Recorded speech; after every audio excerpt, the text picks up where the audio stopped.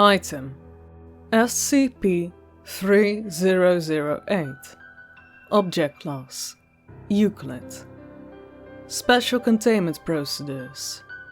The retail park containing SCP-3008 has been purchased by the Foundation and converted into site. All public roads leading to the passing by site have been redacted. The entrance to SCP-3008 is to be monitored at all times, and no one is to enter SCP-3008 outside of testing, as permitted by the senior researcher. Humans exiting SCP-3008 are to be detained and then debriefed prior to the administration of amnestics. Depends upon the duration of the stay in SCP-3008. A cover story may need to be generated prior to their release. Any other entities exiting SCP-3008 are to be terminated.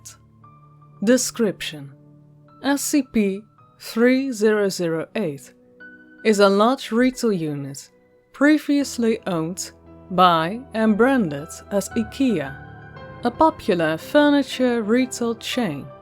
A person entering SCP-3008 through a main entrance and then passing out the side of the doors will find themselves translocated to SCP-3008-1. This displacement will typically go unnoticed, as no change will occur from the perspective of the victim. They will generally not become aware until they try to return to the entrance. SCP-3008-1 is a space resembling the inside of an Ikea furniture store, extending far beyond the limits of what could physically be contained within a dimension of a retail unit. Current measurements indicate an area of at least 10 kilometers, with no visible external terminators detected in any direction. Inconclusive results from the use of laser rangefinders has led to the suspicion that the space may be infinite. SCP-3008-1 is inhabited by an unknown number of civilians trapped within prior to containment. Gathered data suggests they have formed a rudimentary civilization within SCP-3008-1, including the construction of the settlements and furniture of the purpose of defending against SCP-3008-2.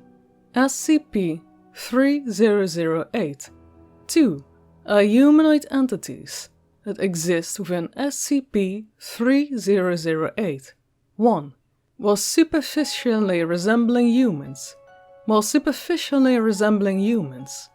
They possess exaggerated and inconsistent bodily proportions, often described as being too short or too tall. They possess no facial features, and in all observed cases, wear a yellow shirt and blue trousers, consist with the Ikea employee uniform. SCP-3008-1 has a rudimentary day-night cycle, determined by the overhead lighting, with the space activating and deactivating at times, consistent with the opening and closing times of the original retail store. During the night, instances of SCP-3008-2 will become violent towards all other life forms within SCP-3008-1. During these bouts of violence, they have been hit to voiceless phrases in English that are typically various of the "store is now closed," "please exit the building," "once day begins," SCP-3002, instances immediately become passive and begin moving throughout SCP-3008-1, seemingly at random. They are unresponsive to questioning or other verbal cues in any state, though will react violently if attacked. SCP-3001 is known to have one or more exits located within, though these exits do not appear to have a fixated position, making it difficult to leave SCP-3008-1 once inside, using any doors besides the main entrance to enter the structure or breaking through the walls of the retail unit leads into the non-anomalous interior of the original store. Since containment began, 13 individuals have managed to exit SCP-3008. Following extensive debriefing, all individuals have been administered amnestic and released.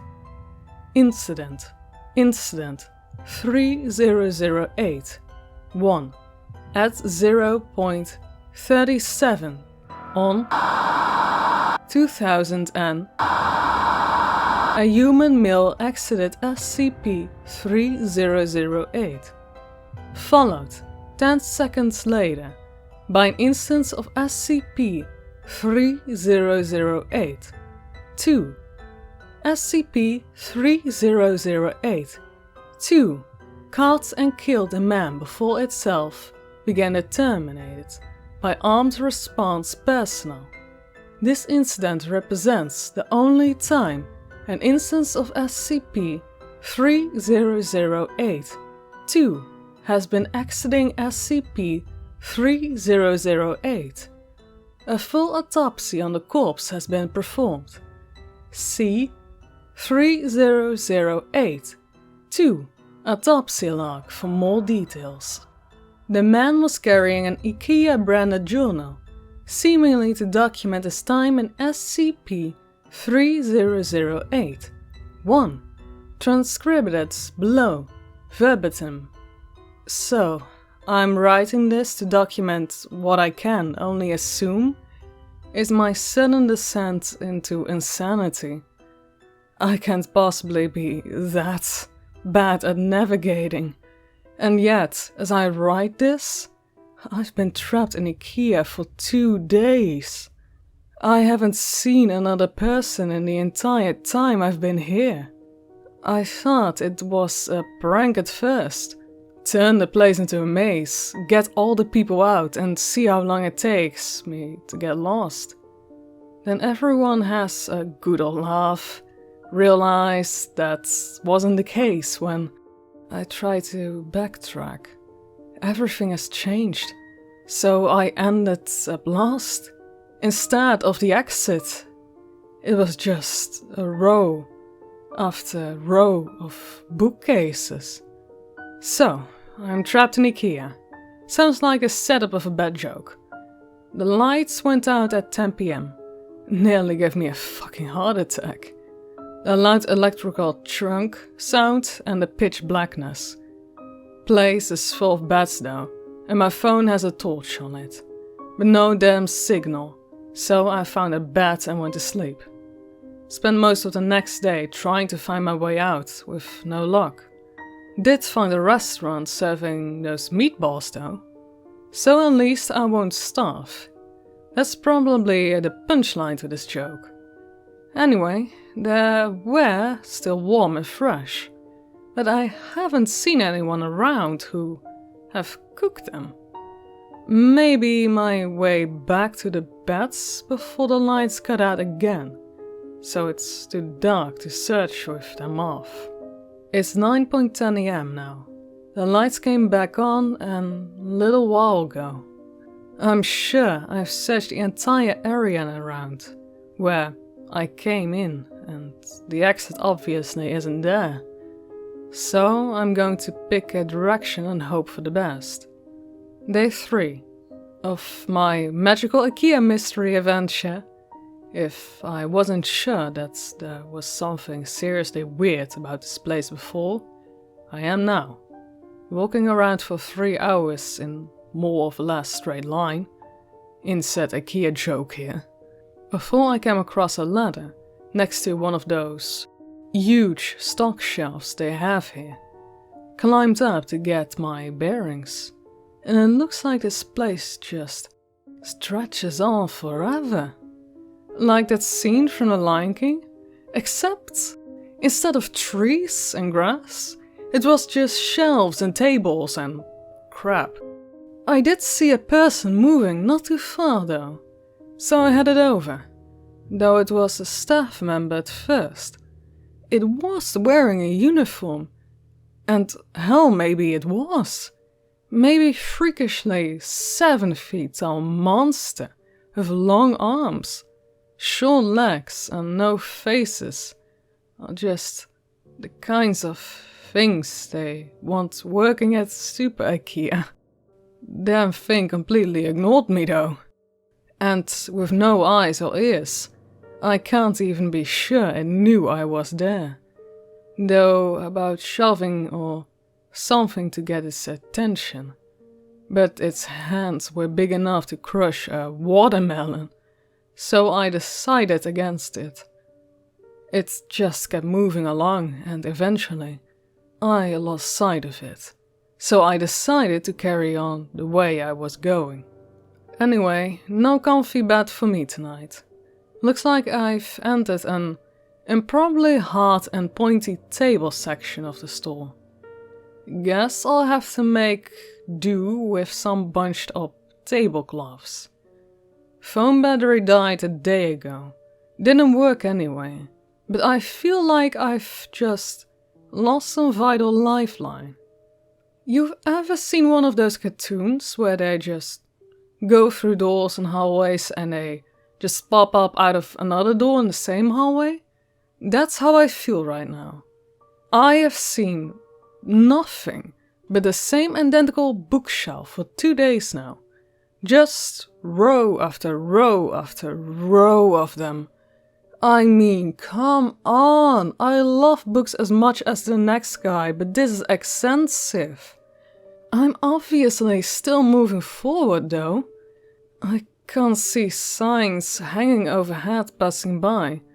Too bad none of them say exit. Not sure who I was addressing the question to.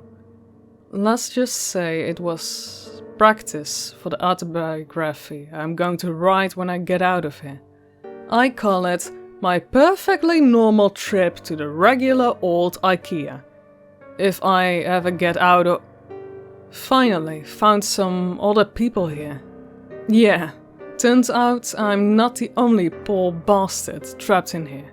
Lucky for me, I guess. My 6th night here. 2 of the other staff things came at me in the dark. Different from the first one I saw, but still messed up. Heard them coming. They were saying that the store was closed and I had to leave the building. All nice and polite like. I'm not sure which part that was weirder.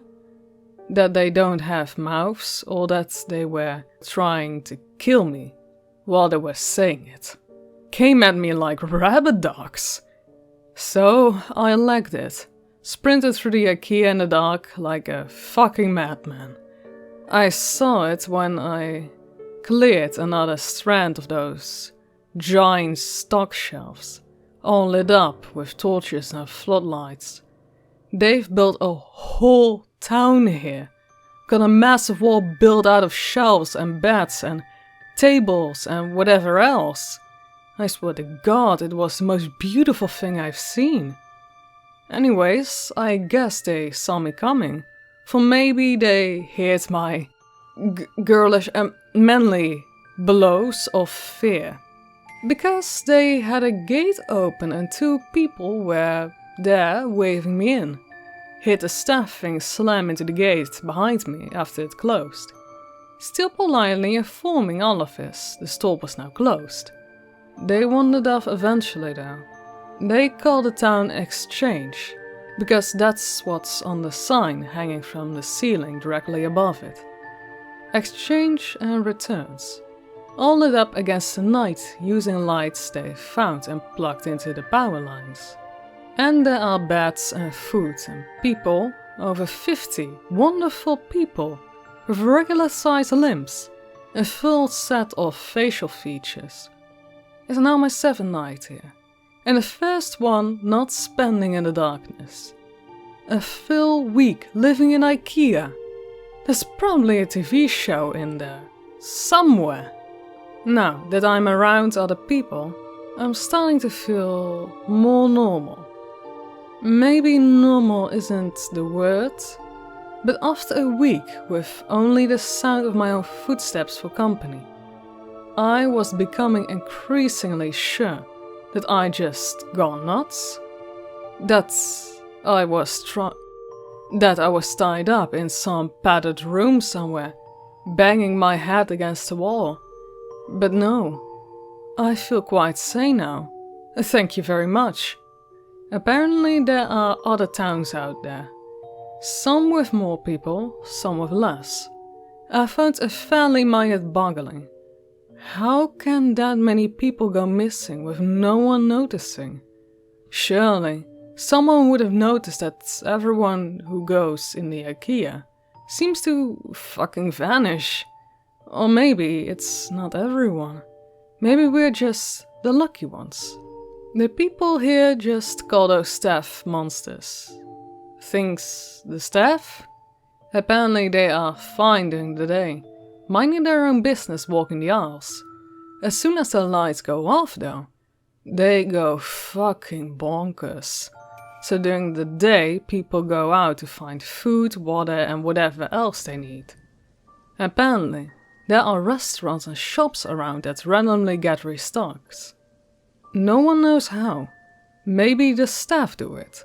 Apparently they aren't very good at the jobs though, because the restocking sometimes takes a while, which means the food needs to be retained. Maybe if they weren't so busy chasing people around in the dark, they get more done. Anyway, when night comes the staff go nuts, and everyone holds up inside the walls. Apparently, it's the same everywhere in this place. Whatever this place is, the Ikea, from whence all other Ikeas sprang, or maybe we're all still just in the regular Ikea, and this is all some fever dream brought on by mind-numbing boredom. Who knows? Been here for 10 days now. Most of the people I asked said they stopped tracking a long time ago. And one guy, Chris, said he'd been here for years. Years! Apparently, there are rumors of people who do manage to get out, and of people who see the exit, only to have it vanish before their very eyes. I get a feeling not everyone believes that, but I do. Explain how we got stuck in here in the first place. Sort of. And I mean, come on! Staff monsters? Row after endless row of high-quality Swedish furniture. I don't know why they would find a disappearing door so hard to believe in. Anyway, I went out scavenging for food at a nearby shop with Sandra and Jerry today. Once you learn the landmarks of this place, it's not so hard to navigate. The overhead signs help a lot. But there are others not too far in the distance. A huge section of the giant stock shelves has collapsed against each other, and way off in the east. We all assume it's the east anyway. Apparently Ikea doesn't sell compasses. It's some kind of tower that looks like it's made of wood. It reaches all the way to the ceiling. Maybe they were trying to break through the roof. Light up the night, so there must be people there. But it's apparently a few days' walk, which means it must be miles away. So no one here really knows for sure. Apparently, I got incredibly lucky sleeping out in the open for a week without getting ripped to bits by staff. That's me, lucky, lucky, lucky. We found some food in the shop. Guess the staff restocked it during the night. Which was nice of them. There was a telephone on the wall, so I figured I'd try it out. There was a voice on the other end, but they were just talking nonsense. Random words strung together with no meaning behind it. You've ever seen a video of someone with aphasia? Kind of sounded like that. Didn't answer me when I spoke to them anyway. Sandra says all the phones in here are the same. Oops, asking the journal questions again. I was thinking last night. The ceiling on the place is pretty high, and as far as anyone can tell, it goes on forever. Shouldn't there be some kind of weather in here? I'm sure I can read about some NASA building that was so big it had its own weather patterns, with clouds and stuff. This place is definitely bigger than that. But now that I think about it, I'm pretty sure I've never felt so much as a temperature change in here. I'll add it to the grand list of weird bullshit. The staff attacked the exchange last night. Must have been 20 or 30 of them, all just asking us to leave the store, calm as you like, while trying to smash the walls down with their bare hands. Apparently this happens pretty regularly, so everyone is prepared for it. Knives from the restaurants, lawnmowers, blades made into hatchets, a fire axe.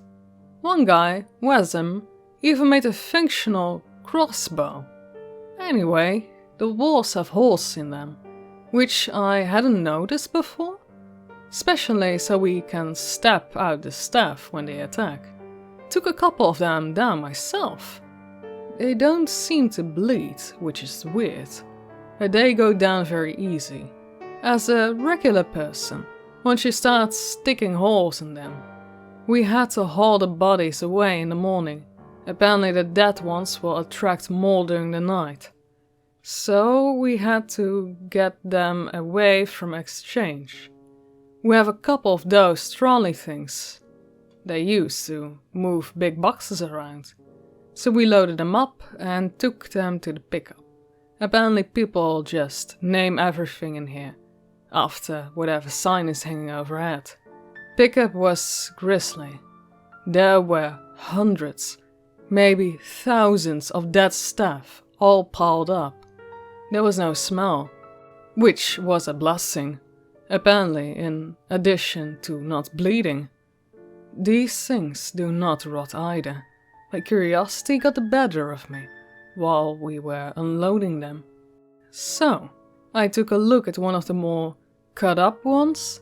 They're just skin, or something that looks like skin. All the way though, no muscle, no bone, no organs. Are they even really alive in the first place? They certainly seem like they have bones when they are moving around, pounding on the walls. And I'm sure I felt more resistance in the skin when the knife went in during the night. Maybe something happens to them when they die. Just one more thing on the self-increasing list on weird shit that goes on there, I guess. Something occurred to me. After the staff attacked the other night, every time you see a situation like this on a TV or in a film, like it's the end of the world, or everyone is trapped on an island or whatever. Once a group like ours starts to form, people always seem to turn on each other. Fighting for food, or dominance, or whatever else. That hasn't happened here. Apparently people from other towns come by from time to time, just to check in or occasionally to trade for all sorts of things. But everything is always cordial, friendly even. Maybe it's the threat of the staff, or perhaps the constant restocking of supplies in the shop. Maybe there's nothing much to fight over. Maybe people are just better than they are generally given credit for. That's a nice thought. I think I'll go with that one. 12 people showed up at the gates this afternoon, from a town called Trolleys. Apparently the stuff broke through the walls and tore the town apart during the night. These 12 are the only survivors from over 100. We let them in, obviously. One more point in the human decency column. Later, I asked if anyone knew how many of these towns there were out there. Between us and the Neil folks, we managed to come up with over 20 names. 20 towns filled with people. And who knows how many beyond that. The motto for this place should be, how is that even possible? Surely someone, somewhere, must be looking for the thousands of people that must be in here. I've been here for little over 2 months now. Not that much changes, as it turns out. A couple of new people showed up. Same story as the rest of us. Nice little trip to Ikea, and suddenly they're trapped in Billy's bookcase, house of fearless weirdos. The staff attacks and exchange once or twice a week. We kill them and haul their bodies off. Sometimes they hurt some of us first. They killed a guy called Jared a couple weeks back. It was awful, frankly. Turns out regular humans still bleed in here. Even if the staff don't, we tried our best, but none of us were doctors. Jared was a good guy. He deserved better. We all do.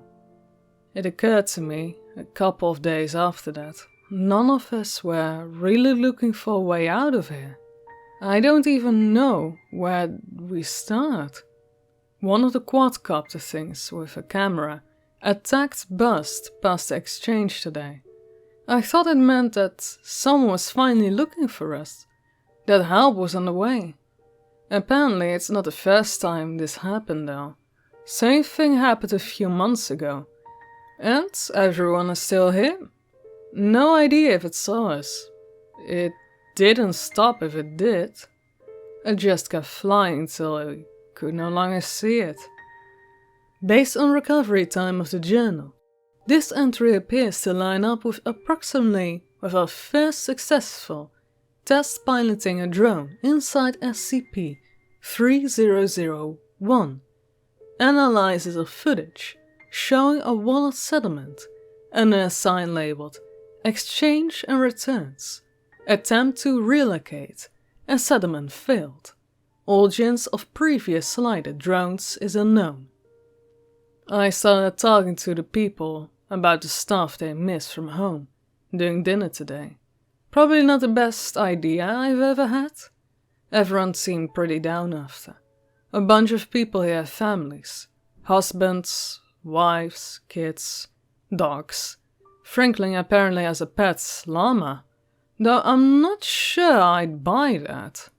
But apparently some people here have more old gasps in their knowledge.